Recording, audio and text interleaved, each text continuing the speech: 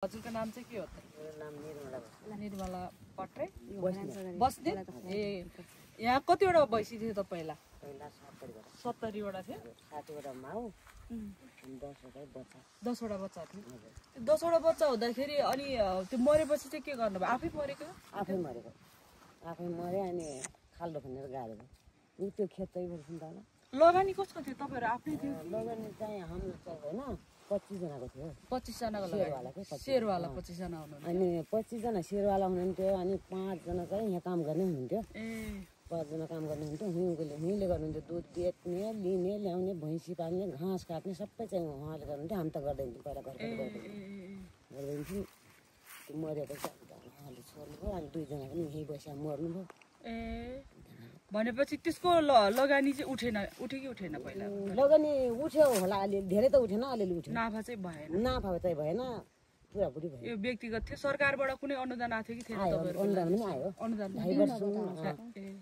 बिमा त्यो मरेको भैँसीको बिमा पनि दिने रहेछ। बिमा पनि दियो, पायो अनि अलिअलि अनुदान पनि दियो।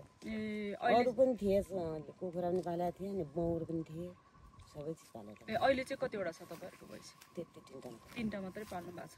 अहिले चाहिँ हजुरहरूले एकजनाले मात्रै हेरिरहनु भएको? घरको मान्छेले मात्रै हेर्नु भएको छ। घरको भन्नाले म मात्रै एक्लै छु अहिले त। हजुर एक्लै हुनुहुन्छ? म श्रीमान परान जाँदाखेरि रोल्पामा मेरो माइती देशमा जाइन्छ। माइती हो मेरो उता। ए रोल्पामा जानु भएको छ। हजुर एक्लै बस्नुहुन्छ यहाँ? एक्लै अनि 2टा बाबु छ। 2टा बाबुहरू छ।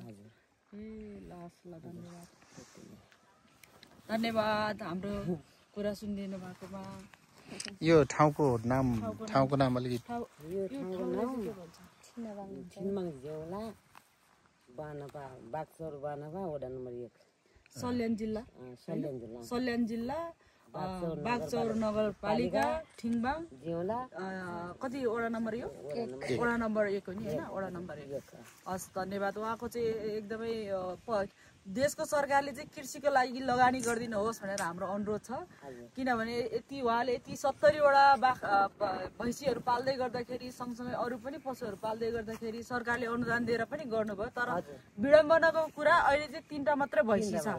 अनि उहाँहरू गर्न चाहनुहुन्छ त्यो पनि सल्यान जिल्लाको यस्तो दुर्गम ठाउँमा गरिराख्नु भएको छ। यस्तो खालको कुरा चाहिँ सरकार समक्ष पुगोस्। यति भयो भने चाहिँ देश साँच्चै नै कृषि प्रधान देश हो भन्ने हामीलाई लाग्छ। हस् धन्यवाद। 70 वटा भैँसीमा अहिले 3टा मात्रै बाँकी छन् है। ल उहाँले गर्ने यो भैँसी पालनमा सबै मरेर 3टा मात्रै बाँकी छन्। यी भैँसीहरू चाहिँ प्राय इन्डियाबाट ल्याएका रहेछन्। त्यही भएर हावापानी नमिलेर चाहिँ मरेको हो कि भन्ने है।